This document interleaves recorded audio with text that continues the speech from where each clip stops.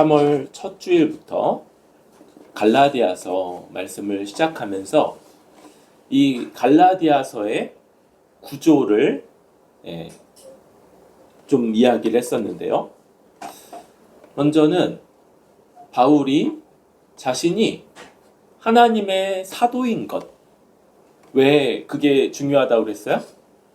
하나님의 사도일 때에만 다수결도 아니고 많은 사람들의 지지를 얻은 것도 아니어도 하나님의 복음을 말할 수 있는, 하나님의 복음을 전할 수 있는 그러한 것이죠.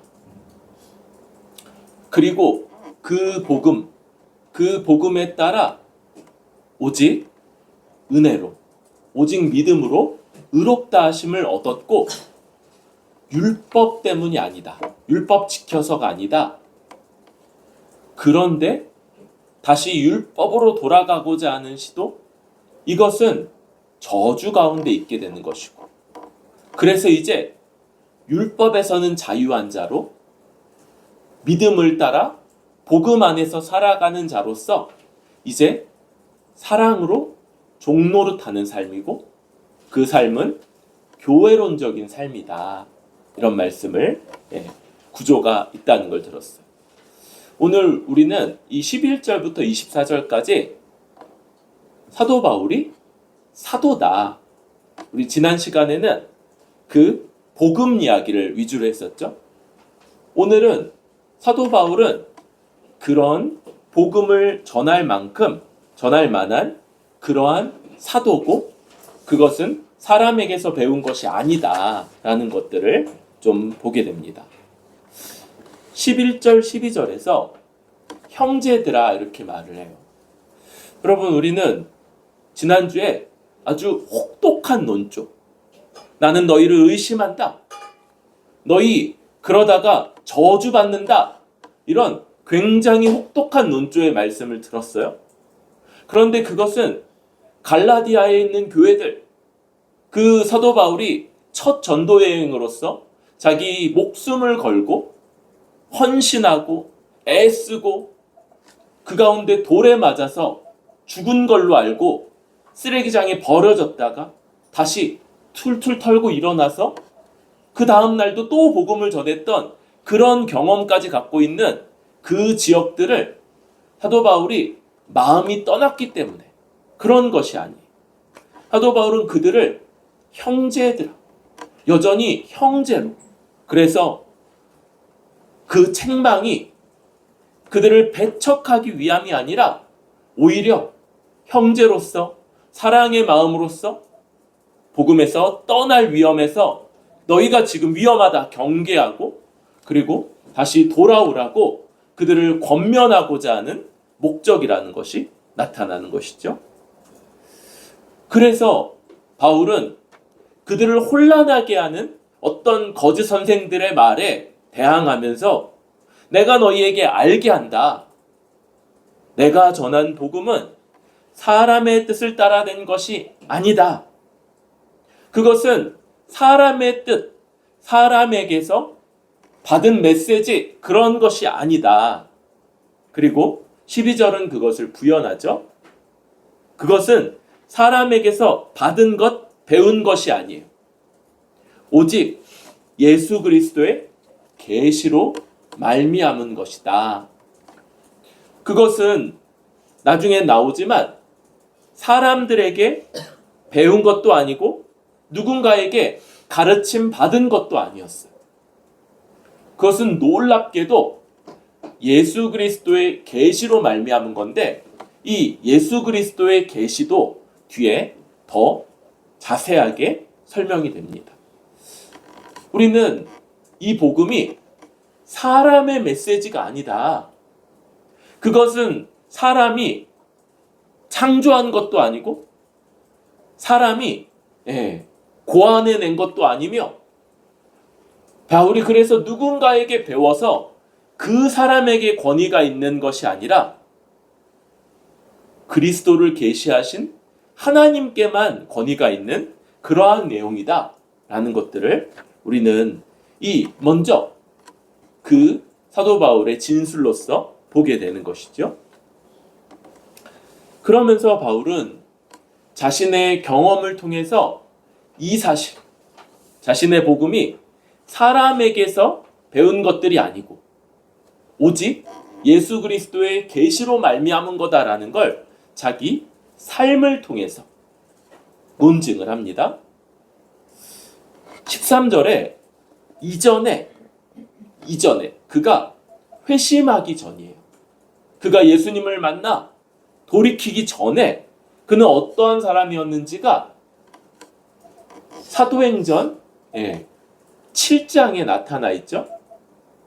스데반이 그 훌륭한 설교를 하고 그럼에도 불구하고 유대인들이 그의 논리로나 그의 가르침으로는 도저히 반박할 것을 찾을 수 없자 귀를 막고 돌로 들어 쳐서 죽였죠. 그런데 바울은 그때 등장해요. 사울이라는 옛날 이름으로. 뭐 하고 있었습니까? 그렇게 스데반을 죽이는 사람들의 옷을 지키는 자로 그들 가운데 동참하고 있었던 그러한 사람인 것이죠.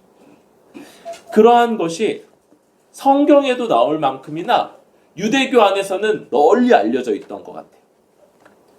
유대교에 있을 때 행한 일을 너희가 들었거니와. 지금 바울이 예루살렘에서 주로 했던 일들인데 그것은 저 갈라디아 쪽에도 이미 다 알려져 있는 거예요. 하나님의 교회를 심히 박해하여 멸하고 내 동족 중 여러 연갑자보다 유대교를 지나치게 믿어 내 조상의 전통에 대하여 더욱 열심히 있었다.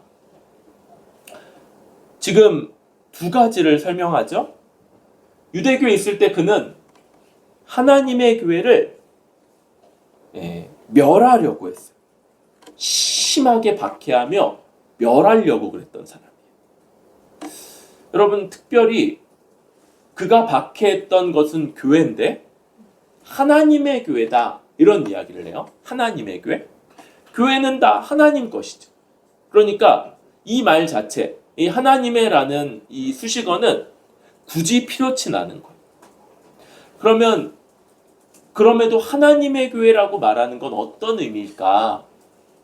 여러분, 이 교회라는 말 헬라어로 뭐예요? 에클레시아. 우리가 아는 그 몇 있잖아요. 그쵸? 뭐 코이노니아 에클레시아, 뭐 스푸다존테스, 뭐 이런 몇 개. 또 주의 좋아하는 그것도 있죠. 그 마음을 같이하여 그거. 아무튼 그런 단어들 몇 개. 그런데 그 중에 우리도 아는 단어. 그런데 이 단어는 구약의 히브리어 어떤 단어? 카할이라고 하는 단어의 번역을 하는 거예요. 그리고 이 카할은 하나님의 백성 총회, 하나님의 백성 전체의 모임이라는 거예요. 그러니까 지금 이 말은 하나님의 교회라고 함으로써 우리가 교회라고 할 때 가졌던 그 그림, 이들은 하나님의 백성 전체인데 사도 바울은 놀랍게도 그 하나님의 백성 전체를 박해하고 멸하고자 하는 그런 모습을 가졌고, 그래서 그는 예루살렘에서 스데반이 죽을 때도 그것이 마땅하다 여기며 동참했을 뿐만 아니라 예루살렘에서 그렇게 하다가 사람들이 사도들 빼고는 대부분 다 그쵸? 바깥으로 피신을 했죠? 그러니까 이제 예루살렘에서 할 일이 없어요. 그런데 그는 뭘 그렇게 미워하고 싫어하냐면 하나님의 교회 전체, 자기 눈에 보이는 몇몇 사람들만이 아니라 그 전체였기 때문에 그 멀리 다메섹, 오늘날로는 다마스커스라고 하는 그 먼 지역까지 가서 그곳에 있는 교회도 똑같이 박해해서 멸하고자 예루살렘으로 끌고 오려고 하는 그런 공문을 받아들고 거기까지 갔던 그런 것이죠. 이것이 그가 어떤 모습이었냐? 그는 예루살렘에 있는 교회든 다메섹에 있는 교회든 어디 있는 교회든 다 박해해서 멸하고자 하는 그런 뜻을 가졌는데 왜 그랬습니까? 그것을 설명하는 게 14절이에요. 그는 유대교를 아주 강하게 신봉했다. 그래서 유대교의 조상들의 전통, 이것은 한편으로 율법에 뿌리를 두고 있지만 그 율법에 대한 여러 유대교의 해석들, 이해들, 이런 것들을 아주 열심을 내서 신봉했고 그것을 믿었기 때문에 내가 그러했다. 여러분, 이 당시에 사도 바울은 여러분, 이 박해, 멸하다 이런 게 그냥 이렇게 단어로 표현되니까 그렇지만 잡아오고요, 고문하고요, 죽이기까지 하는 그런 모습이었던 거예요.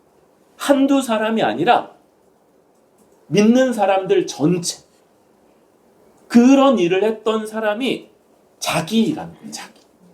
그리고 그건 너무 잔혹해서 그 열심이나 그 교회를 향한 미움, 이게 너무 커서 모르는 사람이 없을 만큼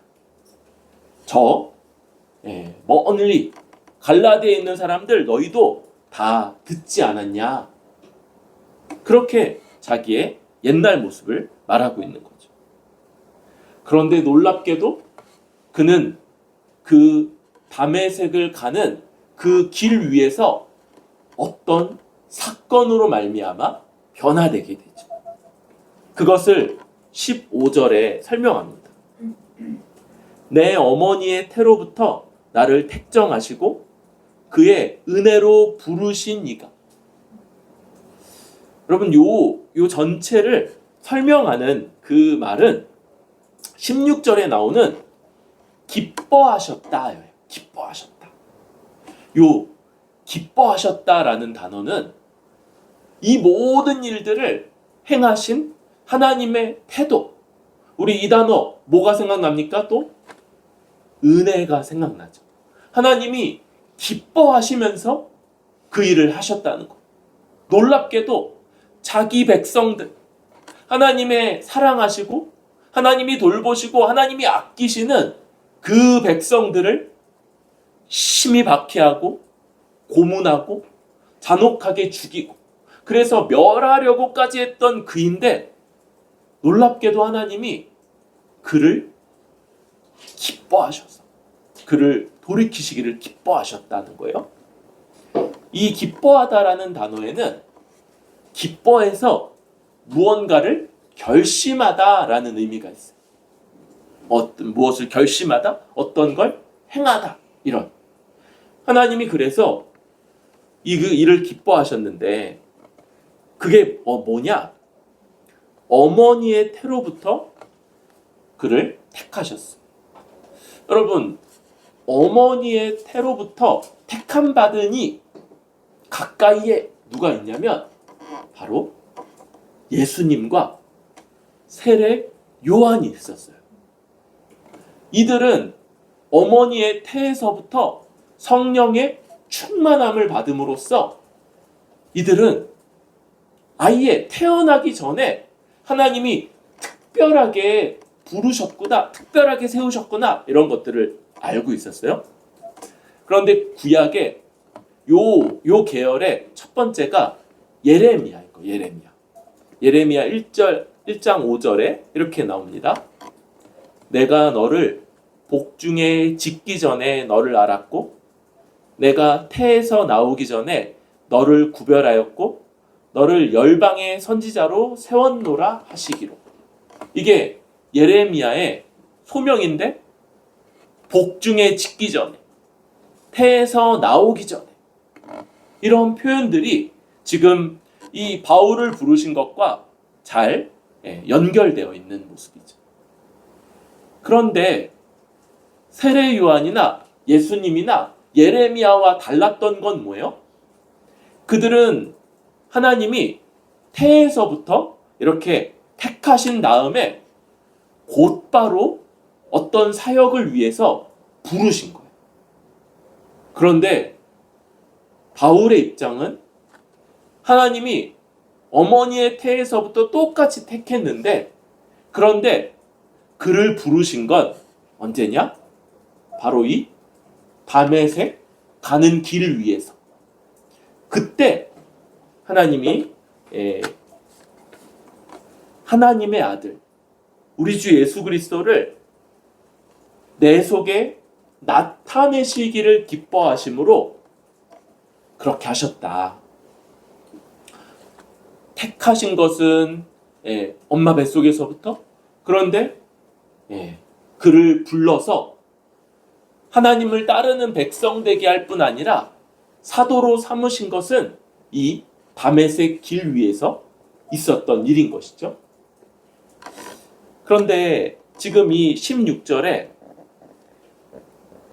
그를 내 속에 나타내시기를 기뻐하셨을 때, 이게 바로 12절에 나오는 오직 예수 그리스도의 계시예요. 오직 예수 그리스도의 계시로 말미암았다.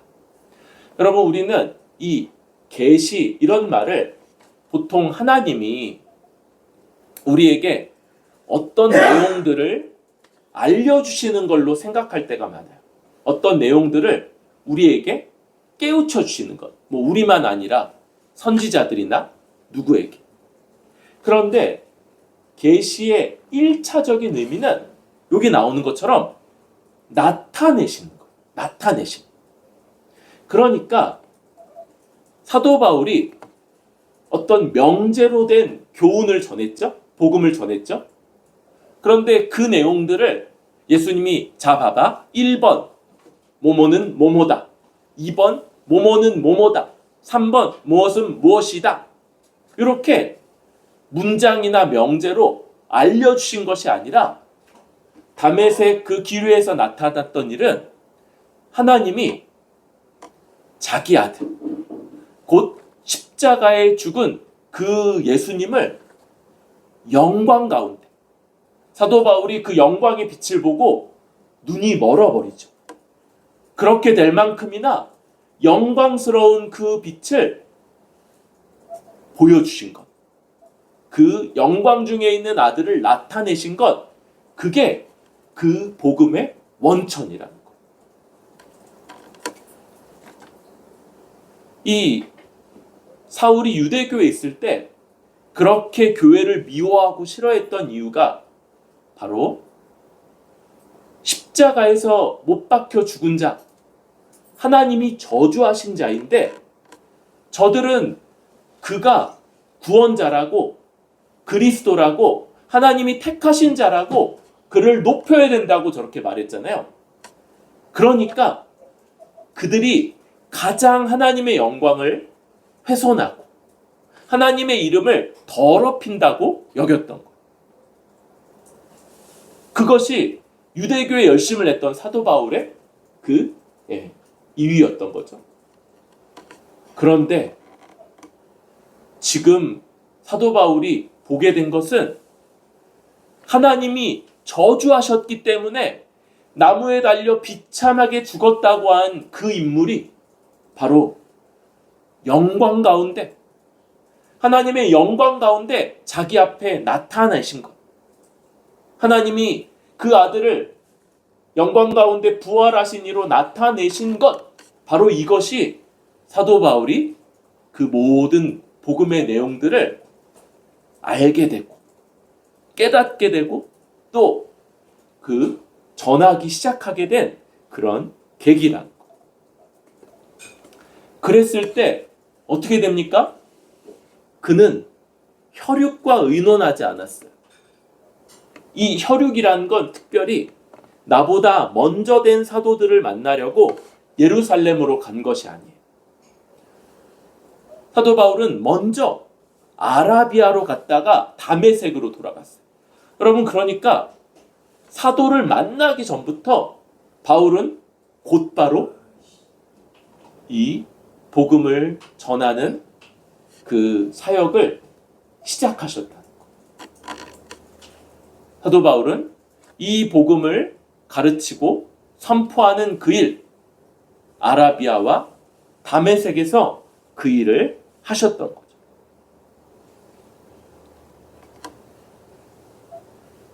그리고 3년 반 만에 3년이나 지나서 게바를 방문하려고 예루살렘에 올라갔는데 그때 단 15일을 머무는 동안에 야고보밖에는 주의 형제 야고보밖에는 다른 사도들을 한 명도 보지 못했다. 이것이 참이고 거짓말이 아니다. 이렇게 증언해요. 그리고 마지막 바울은 그리고 나서는 수리아와 길리기아 지방, 이 수리아가 오늘날의 시리아 지방이죠. 이 이스라엘의 북쪽의 그 지역인데 그 지방에서 사역을 하고 있을 때 22절 유대의 교회들, 그러니까 이미 잠시 예루살렘에 갔다가 야고보밖에는 사도 중에 보지 못하고 15일 만에 이렇게 올라오니까 아무도 더 알지 못하는 가운데서도 그 유대의 교회들이 나를 얼굴로는 알지 못해. 만난 적이 없어요. 그런데 그 박해하던 자가 전에 멸하려던 믿음을 지금 전한다. 그것을 전한다. 이거 듣고 하나님께 영광을 돌렸다. 지금 이 내용들 자신의 회심하기 전에 하나님의 교회를 박해하려던 열심을 갖고 있던 모습. 그러다가 다메섹으로 가는 길 위에서 영광 가운데 부활하신 그 예수님을 만나고 그 나타남으로 말미암아 회심하며 복음을 깨달아 전하게 된 사건. 예루살렘에는 잠깐 동안밖에는 갔다 오지 못해서 유대의 교회들과는 일면식도 없는 가운데서도 그들이 예전에는 박해했고 멸하려던 그 복음을 지금 전한다는 것을 통해서 하나님께 영광을 돌렸다는 내용으로 바울은 자신이 참으로 사도이며 자신이 전한 복음이 사람에게 받은 것, 사람에게 배운 것이 아니고 하나님께로부터 직접 받은 것이다. 이렇게 이야기를 하고 있는 것.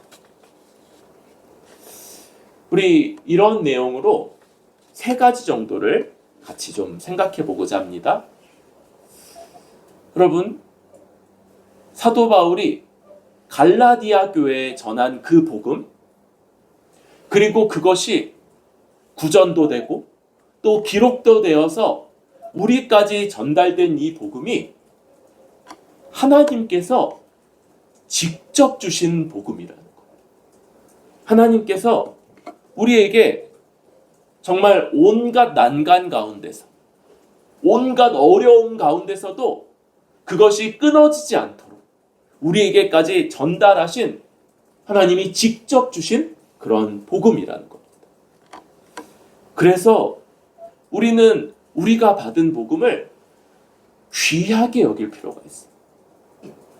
복음이 하나님이 우리를 아시고 우리를 사랑하시고 우리의 필요를 돌보시고 채우시기오자 그것을 기뻐하시는 하나님이 우리에게 주신 그런 귀한 것. 그래서 이 복음은요, 그래서 여러분, 귀한 것 어디다 둡니까? 아무데나 놔두고 뭐지? 그렇게 안 하죠. 흉한 곳에 두고 어떨 때는 금고 같은 데다가 넣고 잠그기까지 하고 있나? 제대로 있나 살피고 또 있나 보고 그러는 거. 여러분, 소중한 것은 그만큼 살피고 정말 괜찮나 보고 또 확인하고 그러는 거죠. 우리에게 복음은 어떤 것입니까?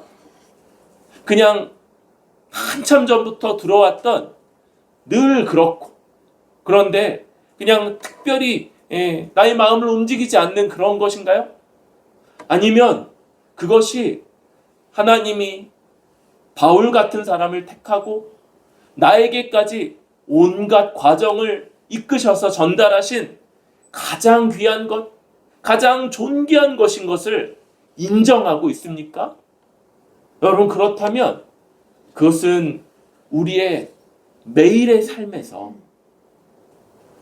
하루를 시작할 때, 또 하루의 여러 가지 일들을 가운데 생각하고 판단할 때 그 복음을 생각하고 그 복음에 따라 우리의 생각, 판단을 변화시켜 가야 되는 그러한 내용이라고 우리는 받을 수 있어요. 여러분, 이 복음이 하나님이 직접 주신 것, 하나님이 우리를 알고 사랑하시고 우리 필요를 돌보시기 기뻐하시는 하나님의 직접 주신 가장 귀한 것임을 우리가 기억하고 굳게 붙잡고 그에 합당한 태도로 살아갈 수 있기를 바랍니다. 두 번째요. 그 복음은 하나님이 그렇게 주셔서 특징이 있는데 바로 사람을 변화시키는 능력이 있다. 여러분, 지금 이 말이 힘이 있는 한 측면은 그 말을 하는 사람이 바로 가장 극적으로 변화된 복음과 하나님의 교회를 박해하고 멸시하고자 열심을 냈던 사람에서 정반대로 모든 교회들이 다 인정할 만큼 어떻게 그걸 그렇게 박해하려던 사람이 그 복음, 그 믿음을 그렇게 전하고 가르치고 있습니까? 라고 교회가 인정할 만큼이나 사도 바울을 변화시켰기 때문이에요.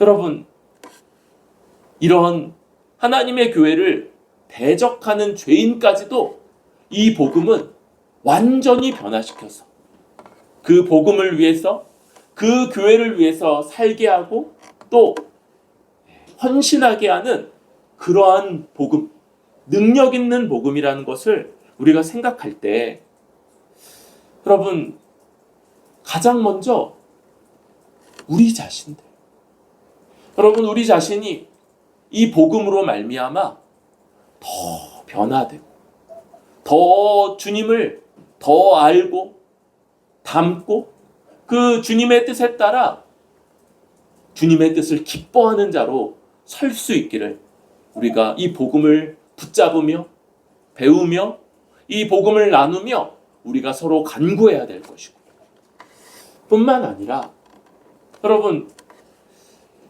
우리만 아니라 이 복음이 필요한 사람들이 우리 주변에 있어요.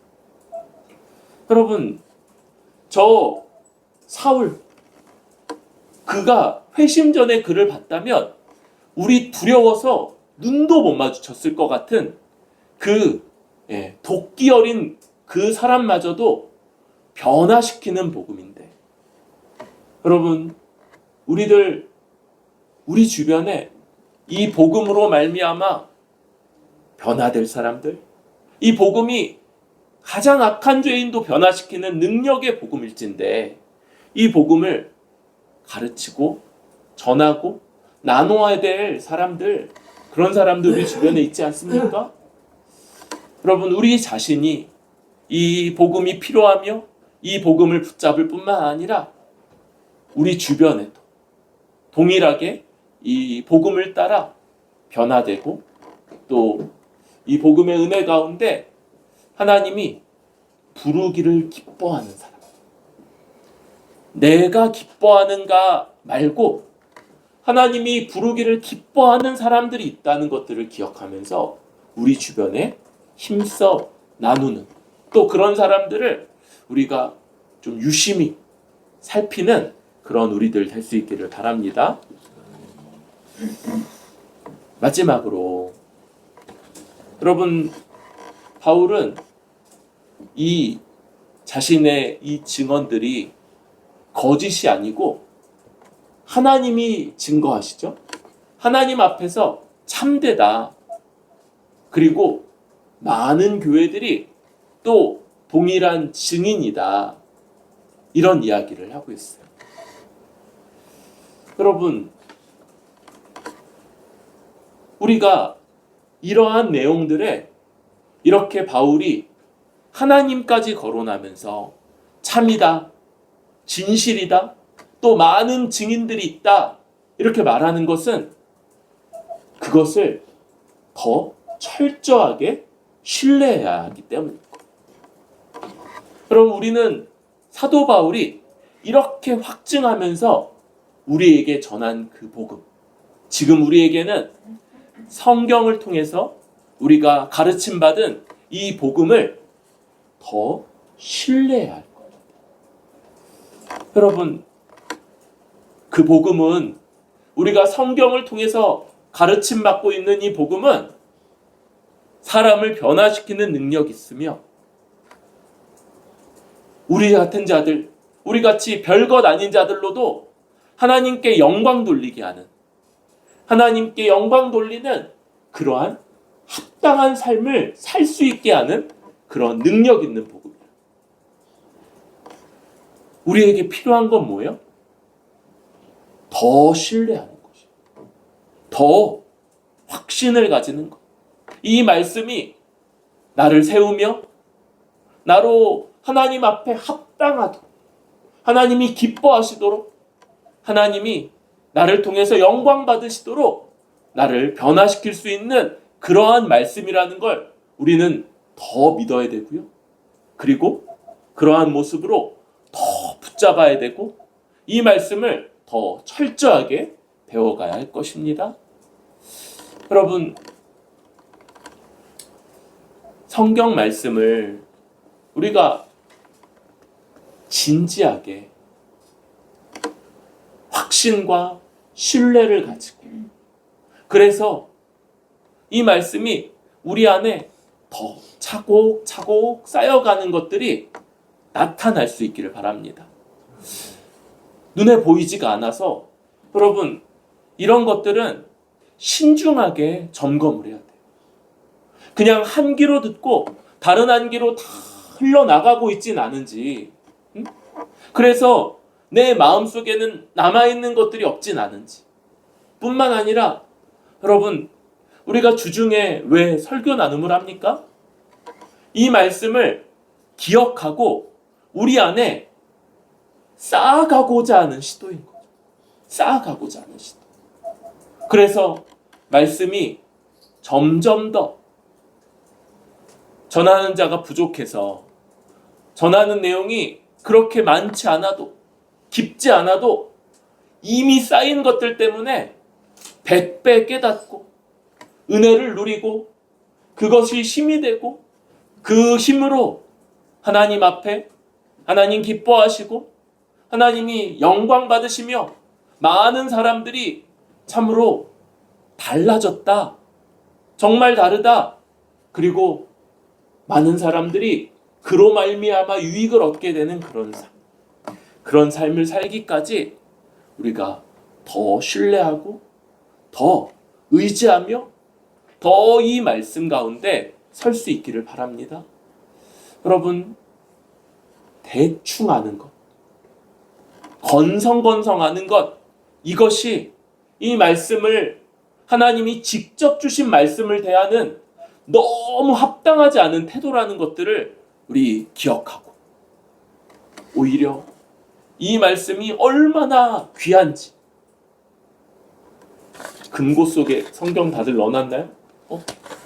금고에, 나의 마음의 금고, 거기에 이 말씀을 담고 또 이 말씀을 나와 또 이 말씀을 따라 변화될, 하나님이 그를 변화시키기를 기뻐하는 사람들이 누구일까를 내 기준이 아니라 하나님의 기준으로 바라보고, 그리고 그렇게 전할 기회를 찾으며 말씀이 주어질 때마다 내 안에 이 말씀이 차곡차곡 더 쌓여서 그 말씀이 열매 맺도록 하기까지 이 말씀을 붙잡는 저와 여러분들 뿌리 깊은 교회 되기를 바랍니다.